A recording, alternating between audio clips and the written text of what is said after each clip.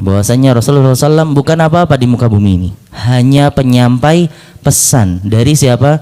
Rabbul Jalal wal Ikram, ma'annahu akramun nas. Kita tahu bahwasanya Nabi Muhammad SAW adalah orang yang paling mulia, yang paling dicintai Allah Subhanahu Wa Taala. Bahkan disebutkan Khalilullah, kekasih Allah Subhanahu Wa Taala setelah Nabi Ibrahim. Ya, subhanallah. Ini Nabi Muhammad SAW ya, masih disuruh untuk apa? Tawadhu. Ya, salah satu sikap yang paling baik untuk seorang muslim adalah tawadhu. Kita tidak ada hak untuk sombong sama sekali di muka bumi ini. Nggak ada hak untuk kita yang keluar 2 kali dari tempat yang hina untuk menyombongkan dirinya di muka bumi ini. Dari ilmu pun, dari jabatan, dari harta ya, dari segala apapun yang kita miliki, kita nggak ada hak untuk menyombongkan diri kita. Baik. وَمَنْ يَعْصِ اللَّهَ وَرَسُولَهُ فَإِنَّ لَهُ نَارَ جَهَنَّمَ خَالِدِينَ فِيهَا أَبَدًا وَهَذَا الْمُرَادُ بِهِ الْمَعْصِيَةُ الْكُفْرِيَّةُ كَمَا قَيَّدَتْهَا النُّصُوصُ الْآخَرَ الْمُحْكَمَةُ وَأَمَّا الْمُجَرَّدُ مَعْصِيَةٌ فَإِنَّهُ لَا يُوجِبُ الْخُلُودَ فِي النَّارِ كَمَا دَلَّتْ عَلَى ذَلِكَ آيَاتُ الْقُرْآنِ وَالْأَحَادِيثُ عَنِ النَّبِيِّ صلى الله عليه وسلم وَأَجْمَعَ عَلَيْهِ سَلَفُ الْأُمَّةِ وَأَئِمَّةُ هَذِهِ الْأُمَّةِ. Di sini waman ya'sillah, siapa yang bermaksiat kepada Allah Subhanahu wa taala. Yang dimaksudkan maksiat kufriyah, maksiat yang menyebabkan kekufuran kita kepada Allah Subhanahu wa taala. Kita menyekutukan Allah Subhanahu wa taala. Kita bersumpah tidak atas nama Allah Subhanahu wa taala. Kita ghulu fis salihin, terlalu berlebih-lebihan kepada orang saleh sehingga kita melupakan Allah Subhanahu wa taala. Bukannya berdoa kepada Allah, malah kita minta doa kepada orang saleh, apalagi yang sudah meninggal. Ya. Apalagi yang sudah meninggal, minta doa kepada orang soleh. Yang masih hidup boleh, tolong doakan saya kepada Allah ya, ini khitabnya seperti itu. Tolong doakan saya ke Allah, jangan doakan saya saja, kurang ya, doakan saya kepada Allah SWT. Ini nggak apa-apa. Tapi kalau kasih saya berkah dan lain-lain, wal'iyadzubillah, akhirnya dibacakan di botol-botol dikasihkan, subhanallah. Hati-hati dengan hal ini.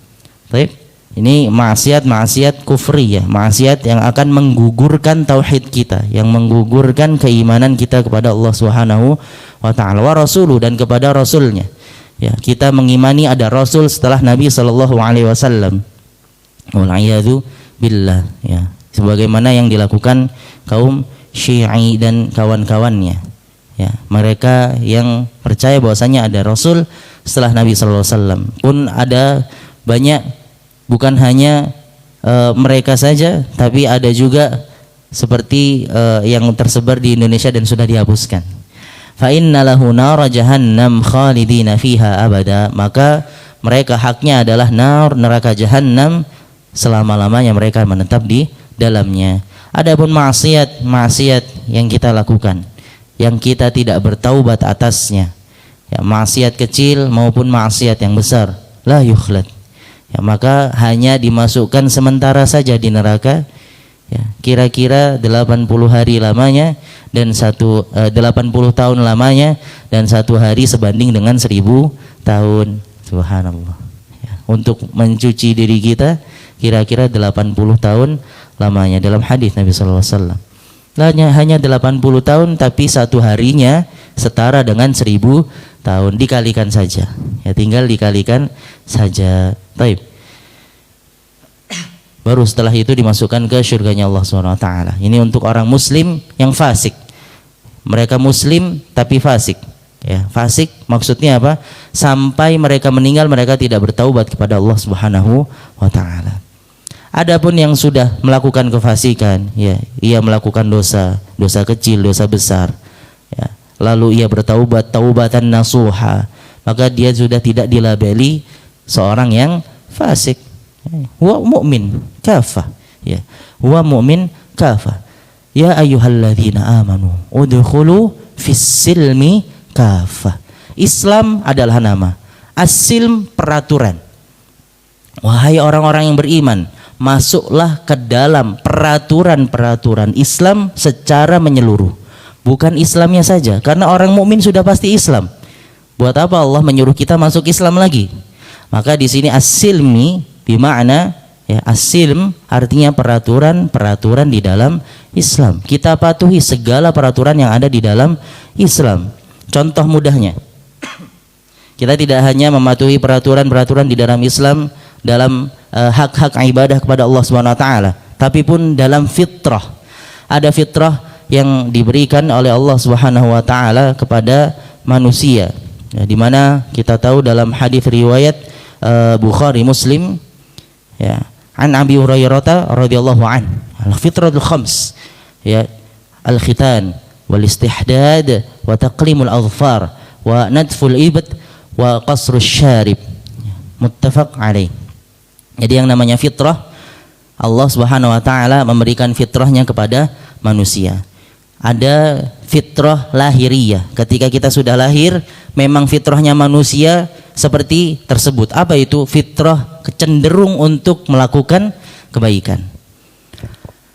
Kullu mauludin yuladu ala fitrah, kata Rasulullah SAW. Ya, kullu mauludin yuladu ala fitrah. Setiap bayi yang lahir dilahirkan atas dasar fitrah, kecenderungan ia melakukan kebaikan. Pun fitrahnya kecenderungan ia taat kepada Rabbnya. Mudahnya seperti ini. Setiap bayi ataupun setiap dari kita ketika ditanya, ya, kalau mau minta kemana? Biasanya nunjuk ke atas, walaupun kita belum tahu agama kita. Ya. Pun ini untuk fitrah ketaatan kepada Rabb kita. Ya, tanpa sengaja, tanpa kita sadari, ketika orang-orang non muslim ditanya mau minta kepada Tuhanmu kemana, dia tunjuk ke atas. Ya, tunjuk ke atas pasti. Nggak mungkin ke tembok, ya, ataupun ke sajadah. Ya lah, ke atas. Kenapa? Tuhan di atas. Ini fitrah taat kepada Allah Subhanahu wa taala. Pun fitrah kebaikan, ya, coba kita setelah ini keluar dari masjid, ambil sendal yang bukan punya kita. Ya. Pasti ada rasa, ada di dalam hati yang mengetuk di dalam hati kita ini, ini punya siapa?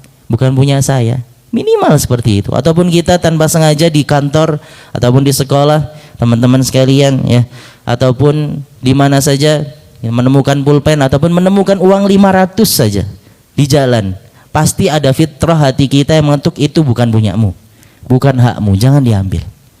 Subhanallah, fitrah yang diberikan Allah Subhanahu wa taala kepada manusia dahsyat sekali. Pun ada fitrah yang ditetapkan kepada manusia.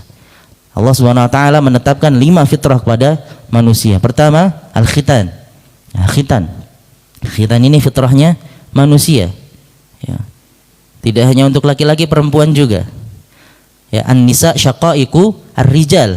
Yang namanya perempuan mempunyai hukum yang sama dengan laki-laki selama tidak ada dalil yang membedakan antara hukum laki-laki dan perempuan tersebut. Termasuk di sini di dalam khitan, fitrahnya manusia. Yang kedua, al-istihdad. Al-istihdad memotong rambut di kemaluan. Ya. Ini fitrah yang kedua. Allah tetapkan kepada makhluknya. Taib. Taqlimul adfar. Yang ketiga adalah memotong kuku. Ya, memotong kuku. Yang keempat, natful ibt. Ya, natfu al-ibti atau mencabut bulu ketiak. Ya, mencabut bulu ketiak. Ini fitrahnya manusia juga. Ya, yang kelima, qasrus syarib, yaitu memendekkan kumis. Memendekkan kumis.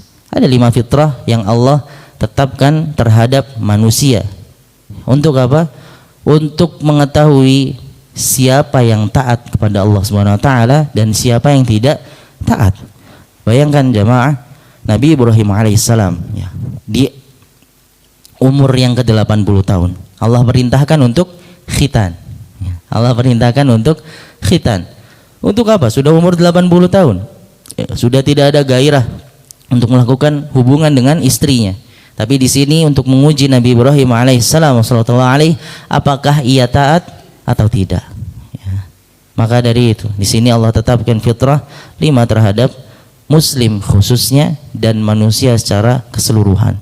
Dan alhamdulillah kita menemukan bahwasannya kita melakukan hal-hal ini. Ya, jangankan orang Muslim, non Muslim pun melakukannya. Ya, mereka juga melakukannya. Memendekkan kumis, ya, memotong bulu kemaluan dan lain-lain, dan juga mencabut bulu ketiak, ya, dan juga khitan. Mereka pun ya, di Amerika Serikat itu ada bayi lahir langsung dikhitan. Subhanallah, di Amerika. Ini di Indonesia, ya, yang bukan negara Muslim tapi Islami, ya, tapi Islami. Walaupun mereka khitan bukan karena perintah agama, tapi karena apa? Karena untuk kesehatan, untuk kebersihan, dan untuk kerapihan. Subhanallah. Maka di sini sadaqallah wa rasulullah, ya, maka benarlah perkataan dari Allah subhanahu wa ta'ala dan Rasulnya Muhammad sallallahu alaihi wasallam. Di balik semua fitrah yang Allah sebutkan satu persatu ini, semua ada hikmahnya masing-masing. Ada hikmahnya di balik salat, ada hikmahnya di balik puasa, ada hikmahnya di balik zakat pun infak, pasti pun ada hikmah di dalam fitrah. Dan ini semua kita taati. Wujud ketaatan kita kepada Allah Subhanahu wa taala, kita melakukan apa yang diperintahkan Rasulnya, apa yang diperintahkan Allah Subhanahu wa taala. Termasuk bukan hanya ibadah saja, fitrah pun kita lakukan. Ya, fitrah pun kita lakukan. Taib. Sampai mana tadi? Hatta idza ra'au ma yu'adun fasaya'lamuna man ad'afu nasiran wa aqallu 'adada. Taib. Hatta syahidu 'ayanan wa jazamu annahu waqi'un bihim fasaya'lamuna fi dhalikal waqt haqiqatal ma'rifah man ad'afu nasiran wa aqallu 'adadan hina la yansuruhum ghairuhum wala anfusuhum yantasirun wa idh yuhsyaruna furada kama khalaqu awwala marrah, ya. Sampai mereka melihat apa yang dijanjikan pada mereka. Fasaya'lamun, maka mereka akan mengetahui man adhafu nasiran, siapa yang lemah penolongnya, ya. Apakah sekutu mereka bisa menolong mereka? Tidak.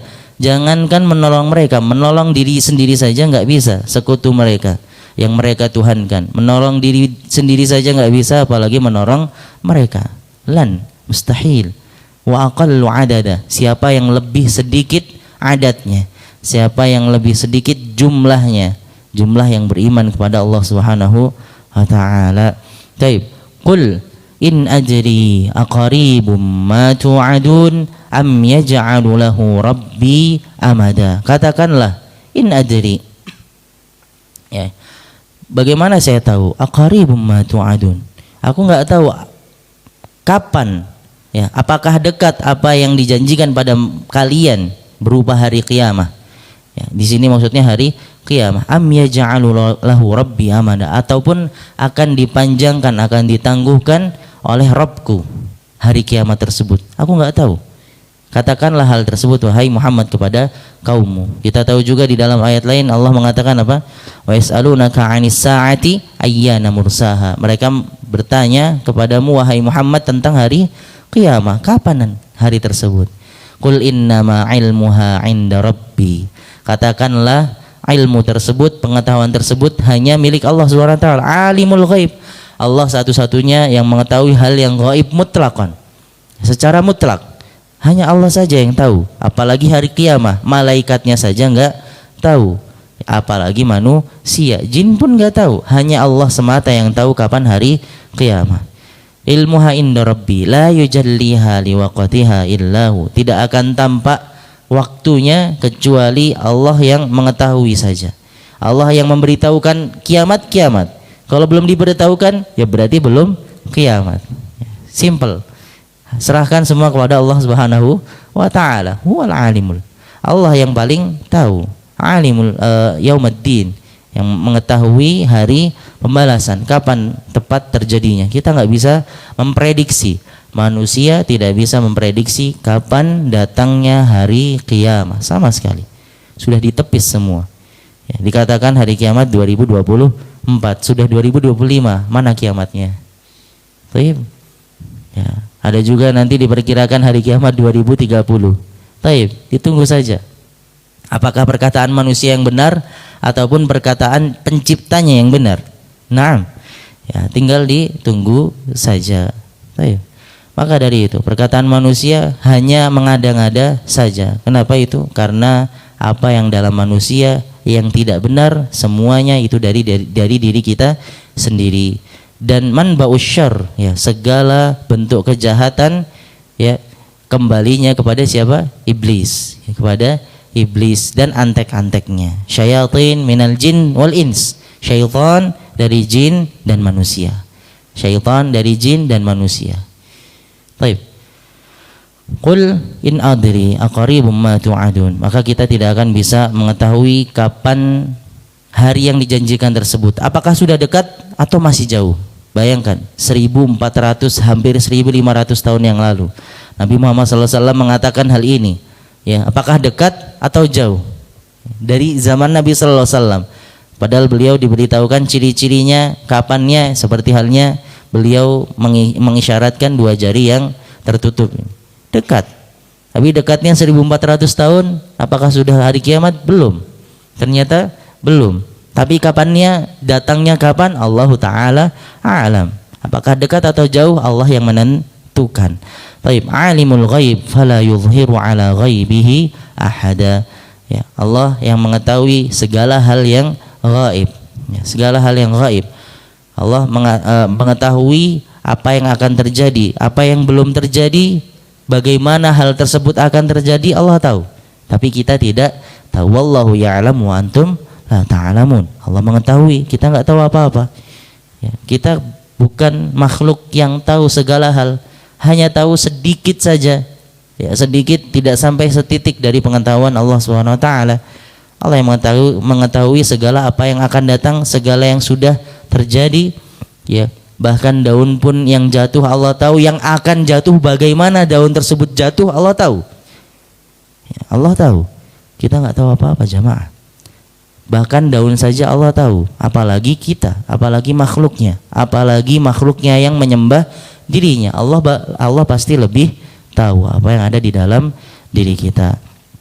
Ya, sawa'um minkum man asarral qaul wa man jahara bih wa man huwa mustakhfin bil lail wa saribun bin nahar.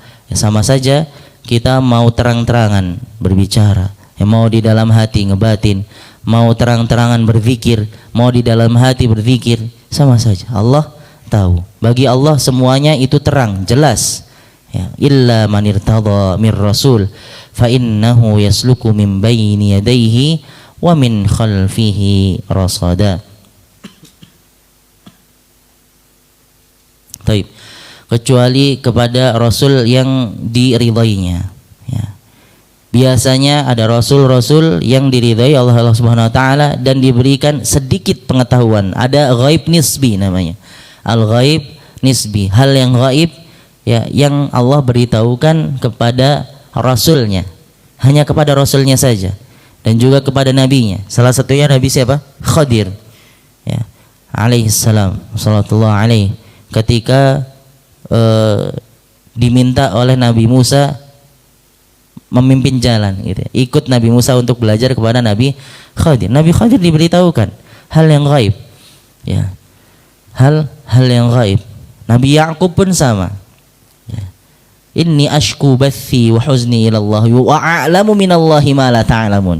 Ini pengakuan dari Nabi Yakub alaihissalam wassallallahu alaihi. Ya, Nabi Yakub adalah bapaknya Bani Israel.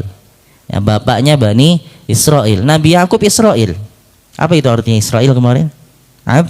Abdullah. Dari kata Isra, abd. Il Allah. Isra itu bahasa Ibrani, artinya apa? Artinya abd ataupun hamba. Il artinya Allah. Israel hamba Allah. Nabi Yakub Israel. Ya, Israel yang pertama, hamba Allah di zamannya. Gitu ya. Di zaman Nabi Yakub. Maka anak-anaknya namanya Bani Israel. Anak-anaknya dari Nabi Yakub.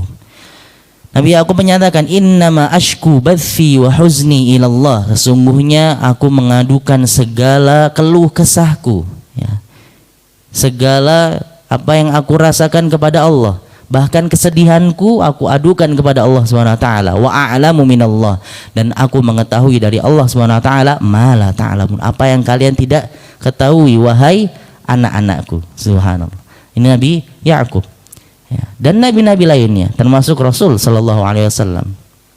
Termasuk Rasul sallallahu alaihi wasallam. Baik.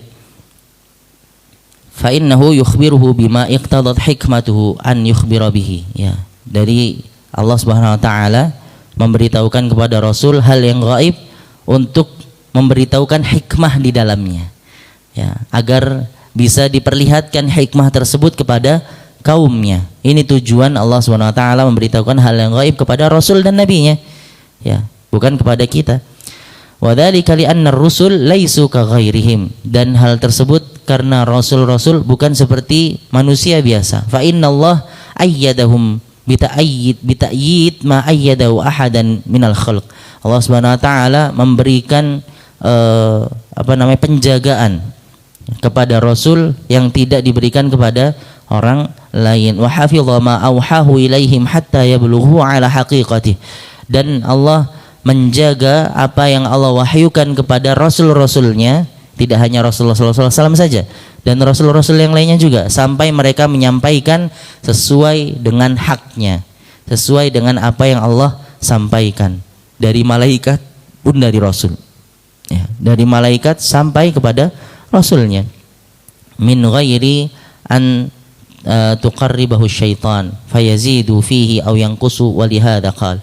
Ya, sampai-sampai Allah menjaga hal ini agar tidak diganggu oleh syaitan, maka wahyunya ditambahkan ataupun dikurangi. Ya.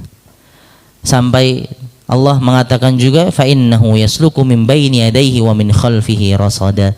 Setiap rasul itu selalu dikelilingi oleh malaikat dari kanan kirinya. Min baini yadayhi, bahkan dari depannya. Wa min khalfihi rasada, dari belakangnya ada malaikat-malaikat yang menjaga para rasul tersebut. Saking Allah khususkan mereka. Allah khususkan mereka. Liya'lama bidzalika an qad ablaghu risalati rabbihim bima ja'alahu lahumul asbab wa ahadha bima ladaihim ay bima indahum wa ma asarruhu wa a'lanu wa ahadha bima ladaihim ay bima indahum wa ma asarruhu wa ma a'lanu wa ahsa kulla syai'in adada. Wa fi hadhihi suwar fawaid al-adidah minha wujudul jin. Ya, wa minha anna Rasulullah sallallahu alaihi wasallam mab'uts ilal jin kama huwa al-mab'uts ilal ins. Fa inna Allah sarafa nafara minal jin liyastami'u. Baik. Dan hal tersebut, ya, Allah kirimkan malaikat-malaikat untuk menjaga rasulnya agar Allah memastikan rasul-rasul tersebut menyampaikan risalahnya ataupun pesannya, ya, dari Rabbnya kepada umatnya. Wa ahata bima ladaihim, Allah mengetahui apa yang terdapat pada rasulnya. Wa ahsa kulla syai'in adada, Allah menghitung segala apa yang mereka lakukan, pun apa yang kita lakukan. Maka di sini ada beberapa faidah yang bisa kita dapatkan di dalam surah Al-Jin. Yang pertama, wujudul jin, adanya jin. Jin itu ada, makhluk yang Allah ciptakan. Tapi bedanya Allah Subhanahu wa taala mengatakan al-ins dan jin. Al-ins artinya tampak. Arti yang pertama tampak. Wal jin sesuatu yang yujan, tidak terlihat, tidak tampak. Ya. Maka jika ada jin menampakkan dirinya, ini keluar dari fitrahnya.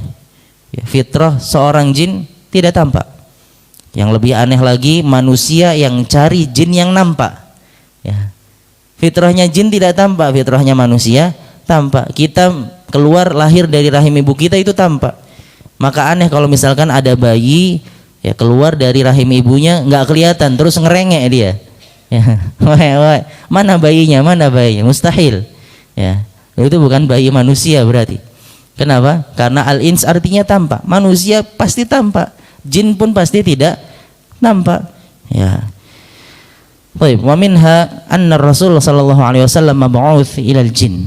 Ya, dan faidah kedua yang bisa kita ambil bahwasanya Rasulullah SAW diutus tidak hanya kepada manusia, tapi diutus kepada jin juga.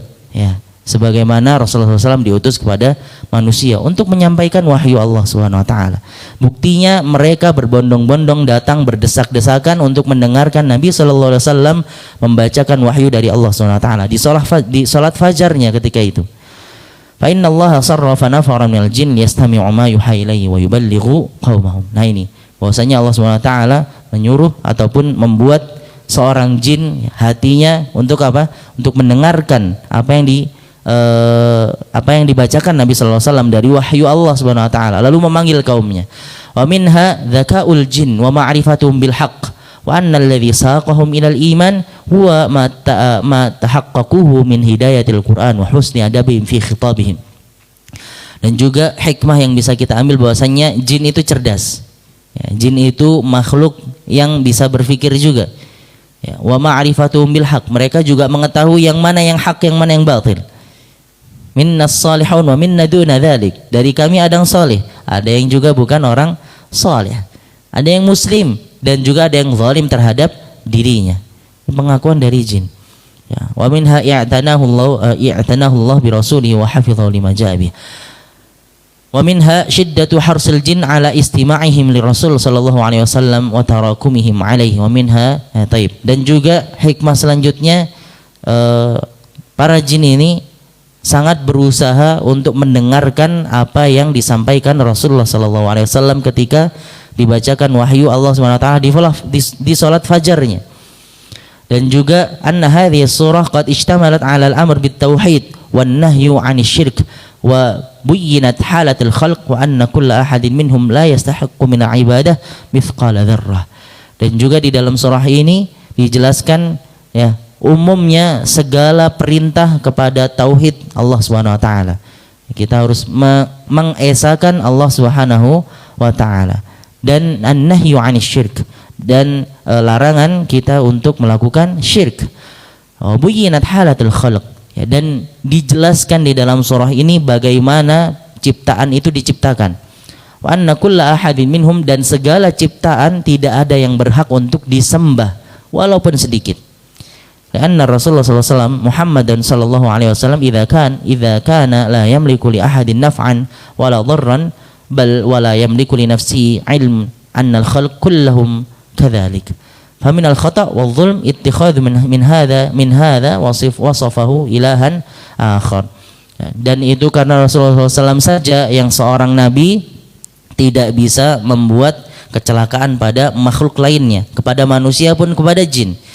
Berikut juga beliau tidak bisa memberikan petunjuk kecuali dari Allah SWT, pun tidak bisa menyesatkan apalagi makhluk lainnya. Ya, yang menjadi tangan kanannya Allah SWT saja tidak diberikan privilege untuk apa? Ya, untuk disembah, apalagi yang lainnya. Ya. Wa minha anna ulumul ghaib qad infaradallahu bi'ilmiha, dan yang terakhir adalah ilmul ghaib, ya. Pengetahuan atas hal yang ghaib hanya Allah saja yang tahu. Hanya Allah satu-satunya yang tahu, khususnya dalam hal apa? Hal hari qiyamah, dan juga apa yang akan terjadi di masa depan, hanya Allah saja yang tahu. Fala ya'lamuha ahadun illa man irtadahu Allah wa ikhtassa bi'ilmi syai', kecuali Allah memberitahukan kepada makhluknya yang ia ridhai. Ada tanda kutip yang ia ridhai, ya, yaitu rasulnya.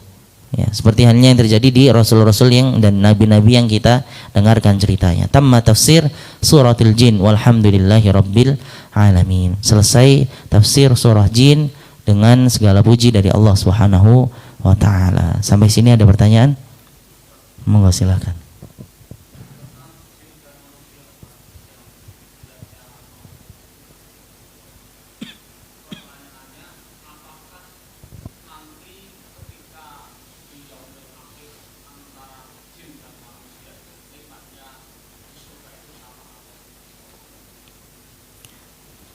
Taib, Masya Allah.